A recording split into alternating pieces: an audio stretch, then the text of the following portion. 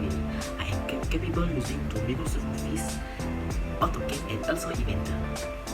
Now I want to tell about my education background. My primary school is at SK Batu Terengai, Spania. After that, I going to SMK Service for my secondary school. After that, I going to College Vocational Miri and I have Diploma Technologies in Industrial Machining. Setelah saya menamatkan pengajian saya di College Vocational Miri selama 4 tahun 6 bulan, saya memperolehi SBM, SKM tahap 3, Sijil Kemahiran Malaysia dan Diploma Teknologi Pemesinan Dinasi. Dan saya ingin melanjutkan pelajaran saya dalam jurusan pendidikan. Kenapa saya ingin menjadi seorang cikgu? Karena seorang cikgu ataupun pengajar adalah cita-cita dan minat saya sejak saya dari kecil. Saya sedar saya ada kebolehan menjadi seorang penyampai dan pengajar yang baik selain hati saya meminati ilmu. Saya percaya kerjaya seorang cikgu adalah punca rezeki yang baik dan mulia. Apabila saya menjadi seorang cikgu, saya bukan saja memperoleh pendapatan, saya juga memperolehi ilmu dan pengalaman semasa saya belajar untuk mengajar, doa dan pahala daripada anak murid saya yang mendoakan saya. Assalamualaikum dan salam sejahtera murid-murid. Okey, hari ini cikgu nak ajar orang satu topik yang sangat best dan menarik, iaitu mengenai mesin larik. Okey, cikgu nak tanya, sebelum ini pernah nampak mesin larik ataupun pernah pegang ataupun pernah guna? Okey.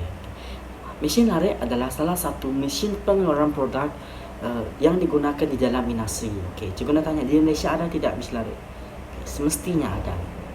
Okey, hari ini cikgu nak ajar kamu orang 5 bahagian utama pada mesin larik. Okey, 5 bahagian utama yang anda perlu tahu atau yang murid-murid perlu tahu adalah: pertama ada kepala, ada ekor, ada ranjang, ada pembawa, last sekali ada pesawat ulur.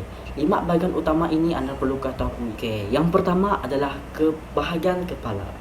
Okey, bahagian kepala ini terbahagi pada 2 murid. Yang pertama adalah complete head stop. Yang kedua adalah gear head stop. Okay.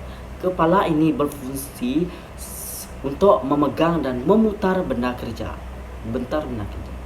Seterusnya untuk memasang alat tambahan seperti bindu atau selalu dikatakan seperti cak. Lepas tu plat pemacu, piring permukaan dan jenis-jenis tertengah. Okey murid-murid, seterusnya adalah bahagian kedua. Bahagian kedua adalah ekor, bahagian ekor. Okey. Bahagian ekor ini terletak di atas ranjang dan boleh digelonsorkan di atas mengikut panjang dan saiz benda kerja. Maksud digelonsorkan ni boleh ke depan, ke belakang, di adjust mengikut benda kerja, saiz dan panjang benda kerja. Okey, bahagian ini juga dapat menyokong bahagian ujung benda kerja. 4 pemasangan seperti cak, gerudi, tertengah, pelulas dan mata gerudi. Okey, seterusnya murid-murid iaitu bahagian ketiga, iaitu bahagian ketiga adalah bahagian ranjang. Okey. Bahagian ranjang ini adalah sebagai tapak untuk bahagian lain seperti pembawa. Seperti yang anda tahu tadi, yang saya kata dekat bahagian ekor, ranjang ini di bawah ekor.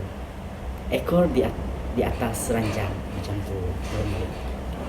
Bahagian ranjang ini terdapat 2 bentuk murid-murid. Yang pertama adalah flat bed. Yang kedua adalah rest V bed. Bahagian yang keempat murid-murid. Bahagian keempat adalah pembawa. Bahagian pembawa. Okey.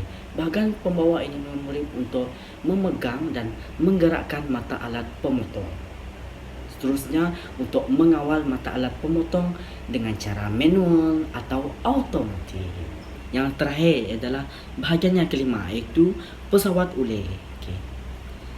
Pesawat ulur ini untuk memberi gerakan automatik kepada pembawa yang berkaitan dengan RPM, yang berkaitan dengan kelajuan di dalam mesin. Bahagian ini juga untuk kegunaan pemotongan benang dalam buat salah satu benda kerja. Lepas tu bahagian ini juga untuk pergerakan automatik cross slide murid-murid. Sudah semua cikgu terangkan mengenai bahagian-bahagian utama mesin larik. Ada 5 bahagian utama pada mesin larik. Murid-murid mesti tahu. Yang pertama adalah kepala, ekor, ranjang, pembawa, pesawat ulur.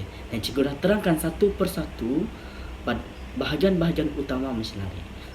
Hari ini cikgu ajar mengenai topik ini karena cikgu nak tahu supaya murid-murid mengenal pasti mengenai bahagian-bahagian utama mesin lare, supaya apabila murid-murid melakukan amali di dalam bengkel, murid-murid kenal dan boleh menggunakan mesin lare dengan selamat.